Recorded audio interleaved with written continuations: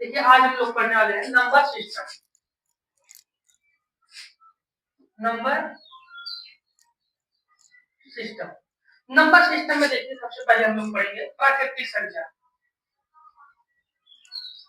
प्राकृतिक संख्या देखिए प्राकृतिक संख्या है वह संख्या होती है, आपको लिखना नहीं है, देखिए लिखने का रहेगा हम बता देंगे कब लिखना है। देखिए प्राकृतिक संख्या वह संख्या होती है जिनको हम गिनती के रूप में उपयोग करते हैं, जैसे 1 2 3 ऐसे ऐसे करके इनफाइनाइट तक।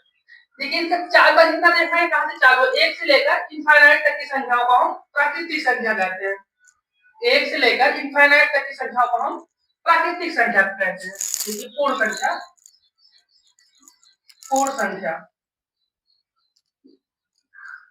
पूर्ण संख्या क्या होती है? देखिए प्राकृतिक संख्या थी, प्राकृतिक संख्या में यदि हम जीरो को शामिल कर लेते हैं, मिला लेते हैं, प्राकृतिक संख्या में यदि हम जीरो को शामिल कर लेते हैं, मिला लेते हैं, तो हमारी पूर्ण संख्या बन जाती है 0 1 2 3 इनफाइनाइट।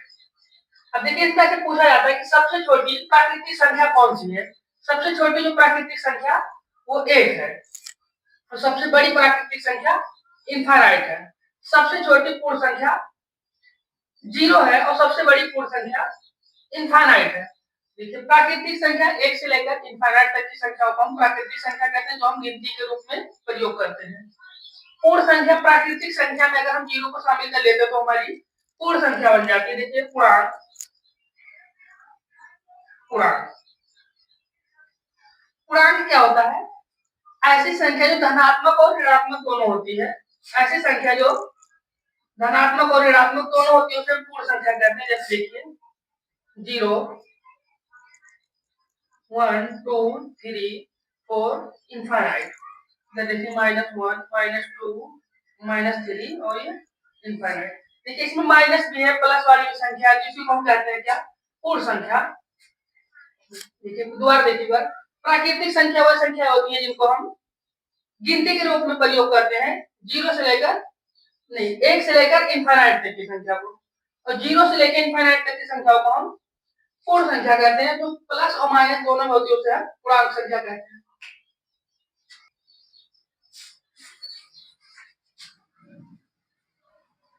चलिए आगे बढ़ते थोड़ा।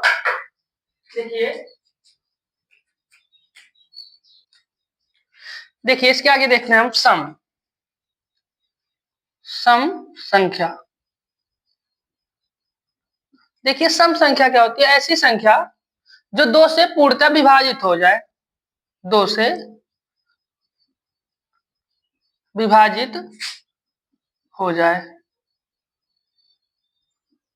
ऐसी संख्या जो 2 से, देखिए जो संख्या 2 से विभाजित हो जाएगी उसे हम सम संख्या कहते हैं।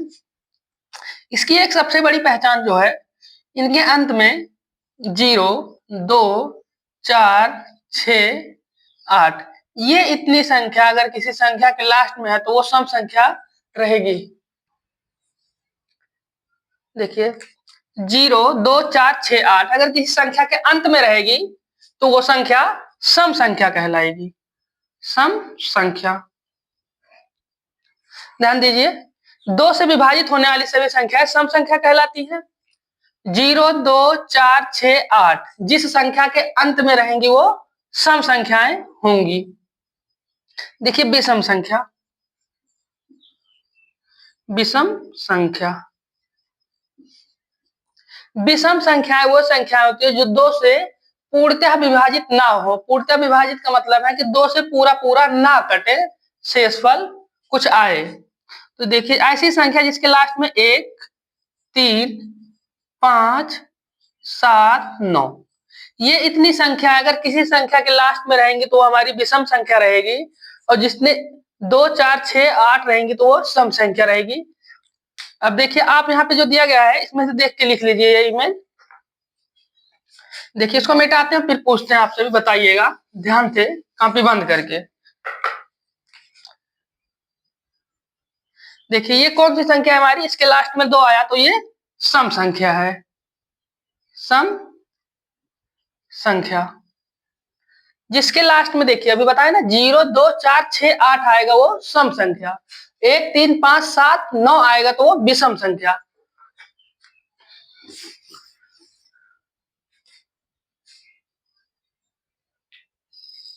देखिए अभाज्य संख्या क्या होती है, अभाज्य संख्या को ही ऋण संख्या कहते हैं। दोनों एक दूसरे के पर्यायवाची शब्द हैं, ऋण कहिए या अभाज्य कहिए। तो देखिए अभाज्य संख्या को हम कैसे समझेंगे, ये कोई संख्या है, मान लिया हमारा कोई संख्या, इस संख्या के एक और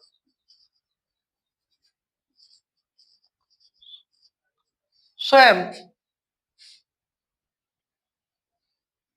देखिए जो संख्या रहेगी हमारी वो स्वयं और एक से कटे तो वो अभाज्य संख्या कहलाती है। जैसे यहाँ पे देखिए तीन, तीन जो हमारा ये है एक और ये स्वयं तीन से कटेगा, इसका कोई और अतिरिक्त गुणनखंड नहीं है। यहाँ पे देखिए चार, ये एक से कटेगा, दो से और चार से।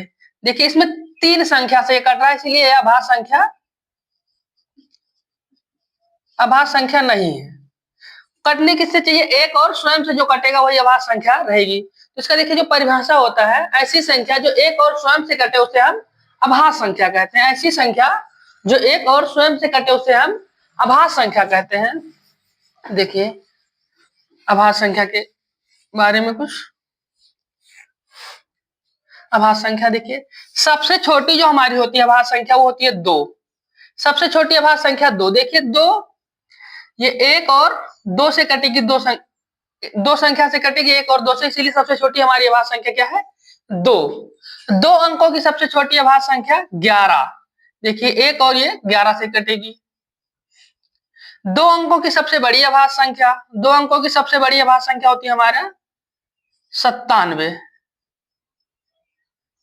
देखिए एक और 97 से कटेगी। देखिए दो अंकों, एक अंक की सबसे छोटी संख्या अभाज्य संख्या हमारी दो, दो अंकों की सबसे छोटी अभाज्य संख्या 11, दो अंकों की सबसे बड़ी संख्या अभाज्य संख्या 97। देखिए एक से लेकर के 100 तक की संख्या में, एक से लेकर के 100 तक की सभी संख्या में 25 अभाज्य संख्या आती हैं, 25 अभाज्य संख्या आती हैं। यहां से देखिए दो सबसे छोटी अभाज्य संख्या, दो अंकों की सबसे छोटी अभाज्य संख्या 11, दो अंकों की सबसे बड़ी अभाज्य संख्या 97, एक से लेकर 100 तक की सभी संख्याओं में 25 अभाज्य संख्याएं आती हैं। देखिए अभी हमने बताया आपको कि 1 से 100 तक की संख्याओं में 25 अभाज्य संख्या आती है।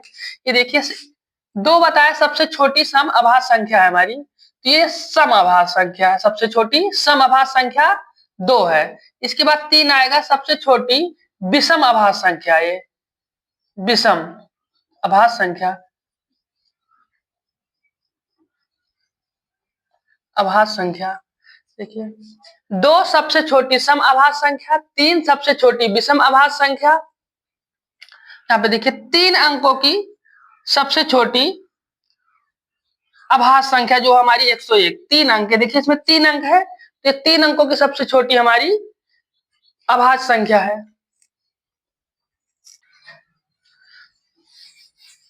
चलिए देखिए एक लाइन है, ये बहुत समझने वाली बात है कि प्रत्येक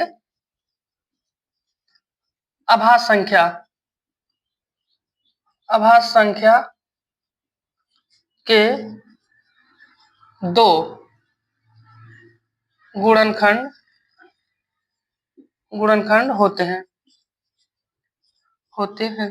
देखिए ये लाइन बहुत ध्यान से समझिए कि प्रत्येक अभाज्य संख्या के दो गुणनखंड होते हैं। अभी हमने आपको बताया, जैसे देखिए दो लिखा है तो यहाँ पे एक और ये दो से कटेगी, तो यही इस लाइन में कहा जा रहा है कि प्रत्येक जो अभाज्य संख्या होगी उसके दो ही गुणनखंड होंगे। जैसे दो है तो ये एक और दो से कटेगी, तो यही दो जो है इसके गुणनखंड है। चलिए देखिए एक छोटा सा क्वेश्चन दिया गया है, इसको ध्यान से देखिए। इसमें कहा गया है कि सबसे बड़ी दो अंकों की सबसे बड़ी अभाज्य संख्या, दो अंकों की सबसे बड़ी अभाज्य संख्या कौन सी है, 97। दो अंकों की सबसे छोटी अभाज्य संख्या, दो अंकों की सबसे छोटी अभाज्य संख्या 11। पूछा गया इसका अंतर क्या होगा। इसका अंतर देखिए कैसे निकालने, किसी भी चीज का अंतर निकालने के लिए हम बड़े वाले में से छोटा वाला घटा देते हैं, तो यहाँ पे 97 माइनस 11, देखिए 7 में से एक घटा तो 6, 9 में से एक गया तो 8, इन दोनों का अंतर 86। सबसे दो अंकों की सबसे बड़ी अभाज्य संख्या, दो अंकों की सबसे छोटी अभाज्य संख्या का जो अंतर होगा वो हमारा 86 होगा। चलिए देखते हैं सहभाज्य संख्या क्या होती है, ध्यान से समझिए। सहभाज्य संख्या, सहभाज सहभाज्य संख्या, सहअभाज्य संख्या, सहअभाज्य संख्या। देखिए इसको ध्यान से समझिए। जैसे कोई संख्या 1 है, ये संख्या 2 है। जैसे कोई दो संख्या दी गई है, संख्या 1 और संख्या 2, जैसे इसको मान लेते हैं 5, इसको मान लेते हैं 7। मान लिया इन दोनों संख्या में खाली इतना देखना रहता है, एक के अतिरिक्त खाली एक के अलावा और कुछ कॉमन ना मिले तो उसी को सहभाज्य संख्या कहते हैं। जैसे देखिए 5 और 7 के जो कॉमन फैक्टर्स हैं वो एक है, सिर्फ एक के अलावा कुछ और नहीं कॉमन रहेगा तो हमारी सहभाज्य संख्या रहती है। जैसे देखिए यहाँ पे लिखा है 4 और 8, तो 4 में देखिए 2 से भी कॉमन है, ये 2 से भी कटेगा, ये भी 2 से कटेगा, और इसमें 4 भी कॉमन है, ये भी 4 से कटेगा, ये भी 4 से कटेगा, और देखिए 1 भी कॉमन है। तो इसमें क्या मिल गया, 2 4 1, तो इसमें 3 संख्या कॉमन मिल गई, तो इसलिए सहभाज्य संख्या सहअभाज्य संख्या नहीं है। इसमें देखिए खाली एक कॉमन मिला, तो ऐसी दो संख्याओं का जोड़ा जिसमें सिर्फ एक कॉमन मिलता है उसे हम सहभाज्य संख्या कहते हैं। ऐसी संख्या जिसमें सिर्फ एक कॉमन मिलता है उसे हम सहभाज्य संख्या कहते हैं। चलिए देखिए एक क्वेश्चन दिया गया छोटा सा, इसमें बताना है आपको। अभी देखिए अभाज्य संख्या आपने पढ़ा तो उसको ध्यान से रिवीजन करके बताइए कि 89 87 79 और 97 कितना कितना, 89 87 79 और 97, इन चार संख्या में से आपको बताना है कि कौन सी संख्या अभाज्य नहीं है। आप दिमाग लगाइए इसमें थोड़ा सा, इसको अभी आपको बताते हैं। इन चारों संख्या में से आपको बताना है कि कौन सी संख्या हमारी अभाज्य नहीं है।